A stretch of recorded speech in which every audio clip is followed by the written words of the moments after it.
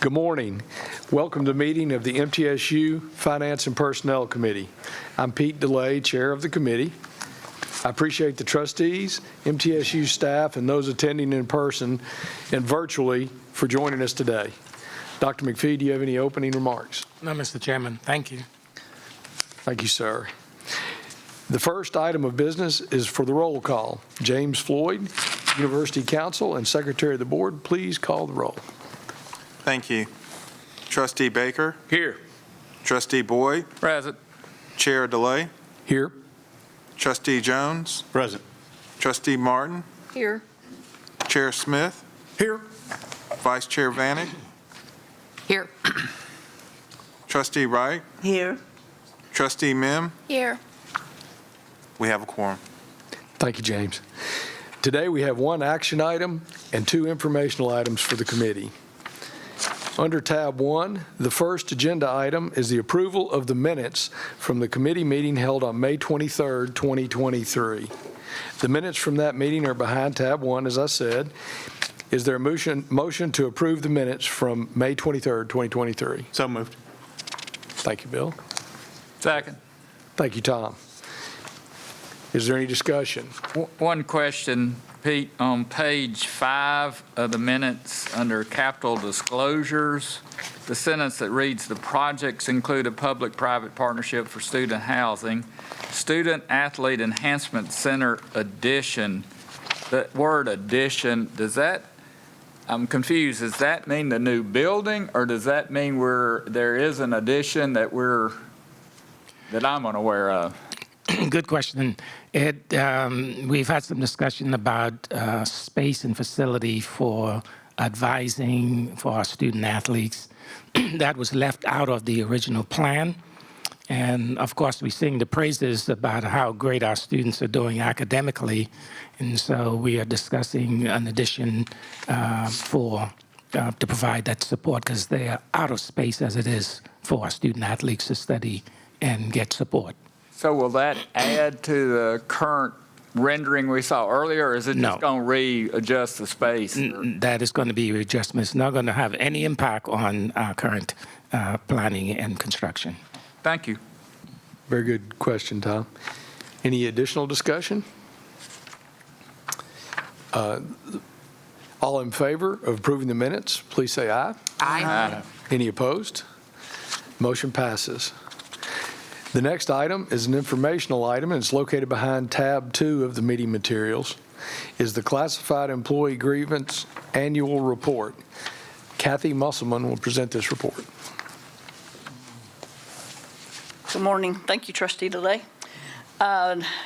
As every year, I come to you with a report of grievances that have been filed by our classified staff that have the right to do so under Tennessee Code Annotated. We're required by law to report our report of grievances to the Education Committee for the House and Senate. So I bring you today, I think, the second year in a row that we have had a year that we have had no employees that have been suspended or terminated or demoted to bring forth a request to grieve the action. And so thankful to present that to you. It's a very good report, kind we like.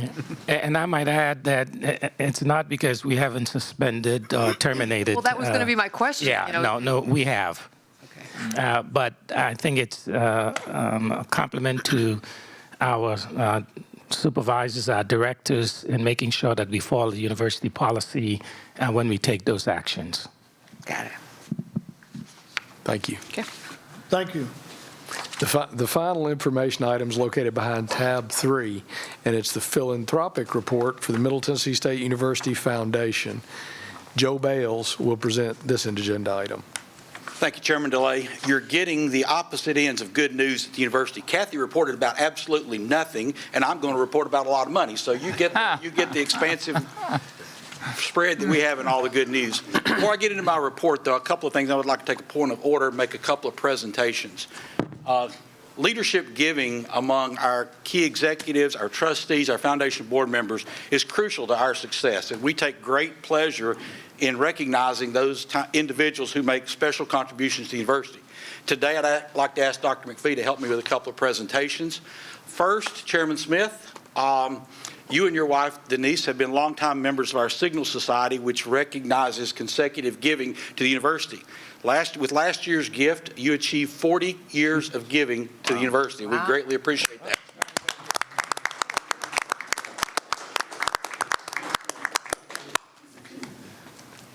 Thank you. I appreciate being recognized. Also, our Old Main Society recognizes those individuals who make unique contributions exceeding $100,000 or more. And with his contributions last year, Chairman DeLay, he would be recognized as a member of our Old Main Society.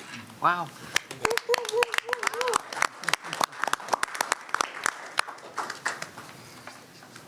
That is so cool.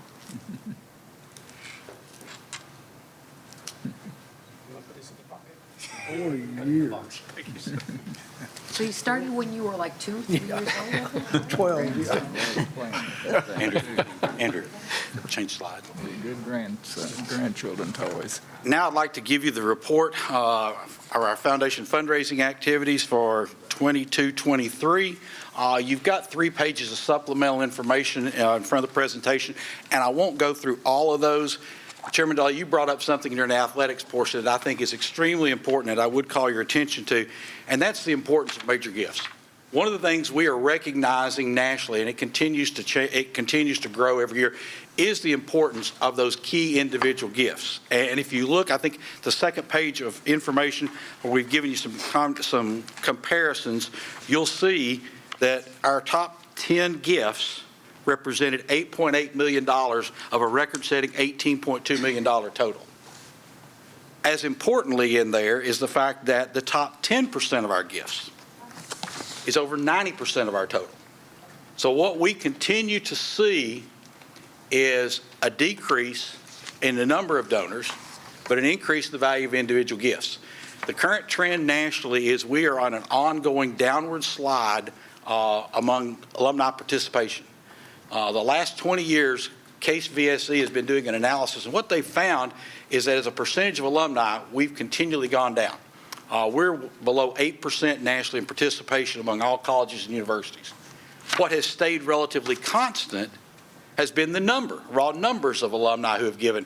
And on our campus, that number has kind of stayed between 4,000 and 4,500 for about the last decade. What that means is as we get a younger population coming along, they're less engaged in philanthropy than their parents were. It becomes much more difficult to get them involved. You've heard Deb talk about in the past the enrollment cliff. There's also a donor cliff coming. We're going to hit a generation, baby boomers, as they age out.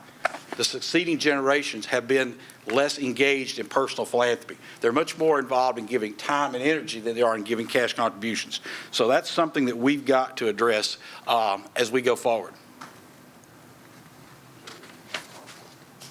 They didn't get it in? Okay. Well, okay. It's in your folder then. I thought we had the PowerPoint with it, but we'll just go from what's in the folder. As I said, we had a record-setting year last year. That was following a record-setting year the year before. So last year we raised $18.2 million in actual cash through the door. That was led by our College of Media Entertainment, who had an extraordinary year, raising over $6 million. Lee told you earlier about the success athletics is having, and many of our colleges had over $1 million in individual gifts coming to their programs last year.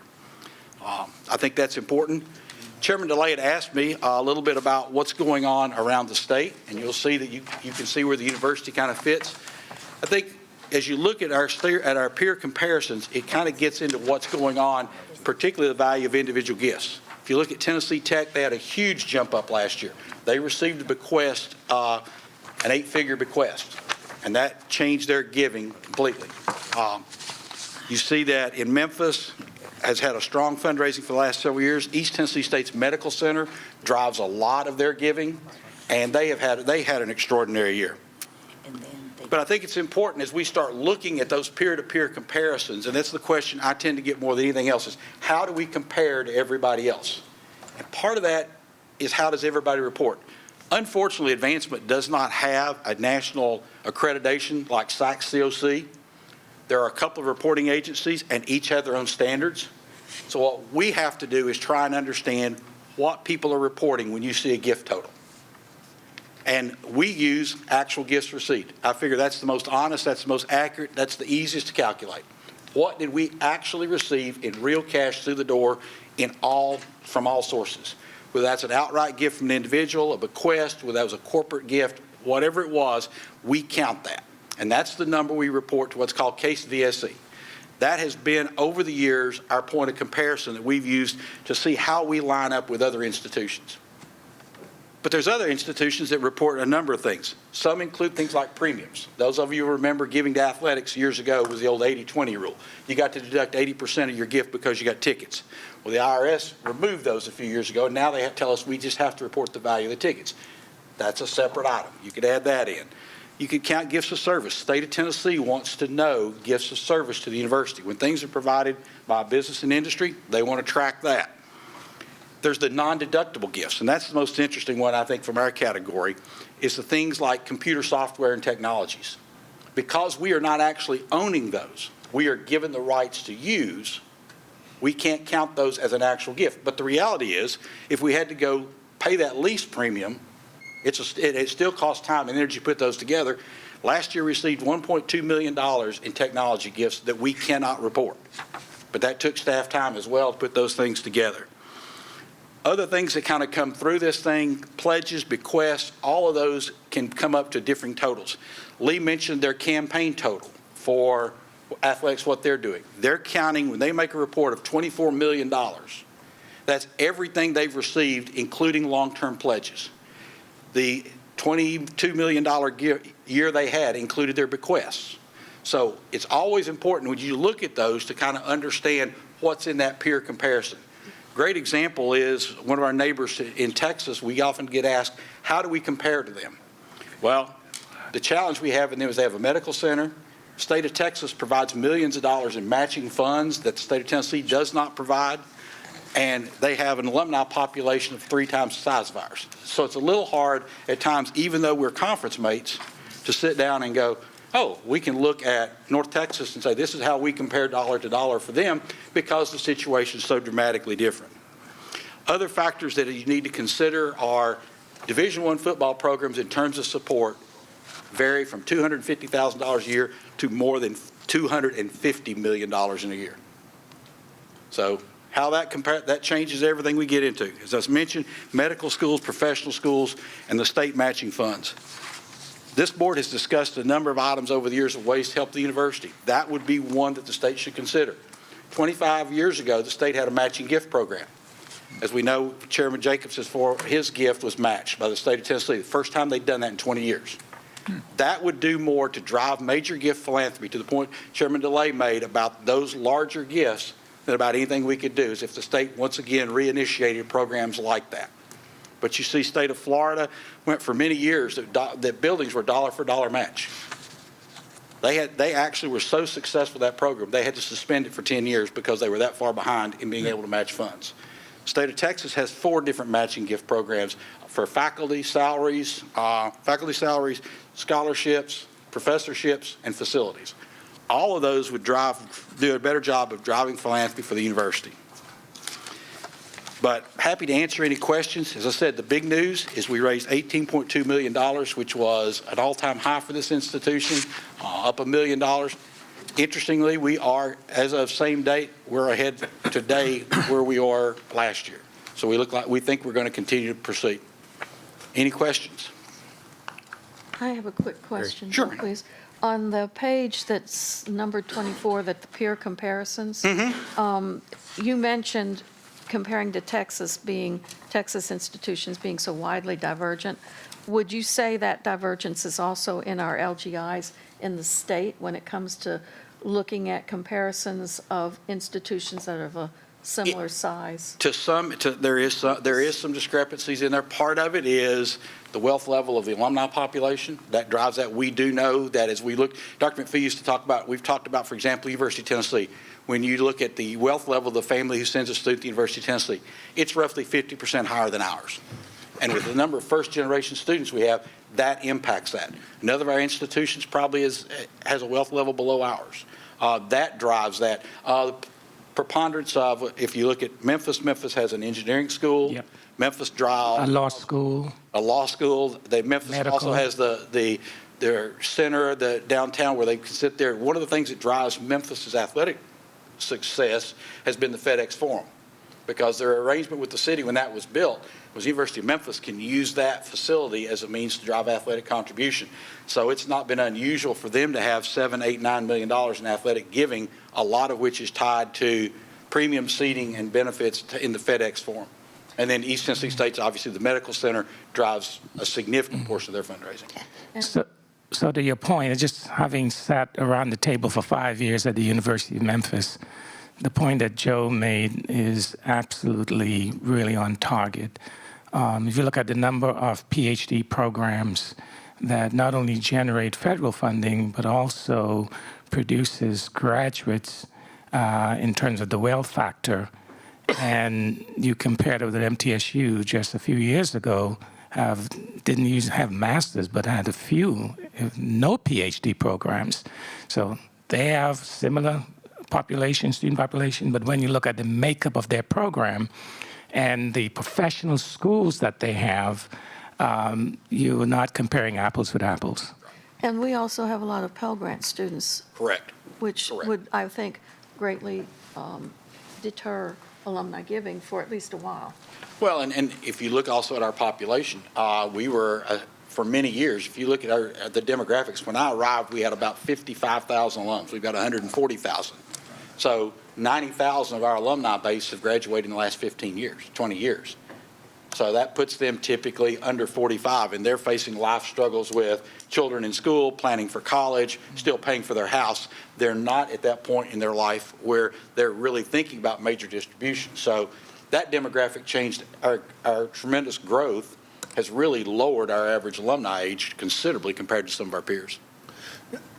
Joe, you raise an excellent point on chairs of excellence or matching.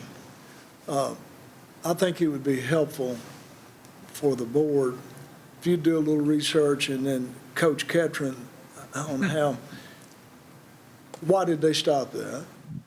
I mean, there's a financial crisis. I mean, I'm not asking for the answer, Sure. but what is it we could do to encourage our legislators to reinstate some type of match? It has to be fine or it'll be abused. Yep. I've got that. But Joy, I mean, when he gave $1 million, that's the same as $2 million. Right. And that stimulate a lot of people. Mr. President, would you? Yes, actually, Seeing great. what we might do to influence. That's a great suggestion, because just a few months ago, the state treasurer asked me to serve on the Chair of Excellence Board of Trustees that manage the Chair of Excellence program. And so at least MTSU has a voice at the table, and at our next meeting, I certainly will bring that up.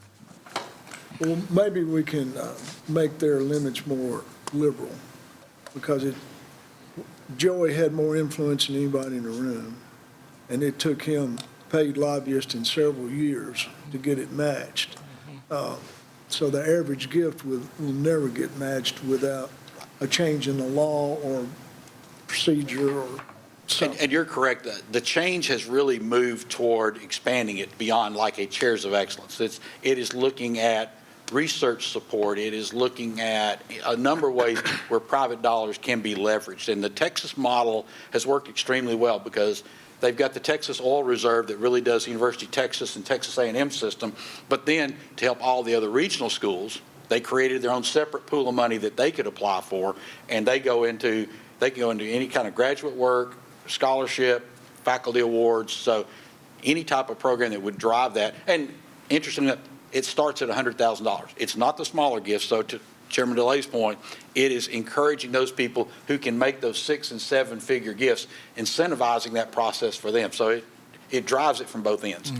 That'd be a heck of a good goal to set. Yes, and absolutely. And talking about the role that the trustees can play with regards to supporting the university, as you just mentioned, Chairman Smith, I think providing support and lobbying for programs like that, because a lot of states, Kentucky had a very similar program when I was there at the University of Louisville that helped institutions like Louisville and regional schools. We don't have any of that in our state. And tomorrow, when we meet on our retreat, I will be sharing with you information about our legislative priorities for this coming session. And one of the documents will be support for research initiative and things of that sort. So you'll have some information, some talking points to help us in that regard. Thank you all. Thank you. Any more questions? Good discussion. Mr. Chairman, that concludes my report. Do we want a break or want to go right on into audit? Let's go. Let's go right into audit. Chairman Boyd? We need-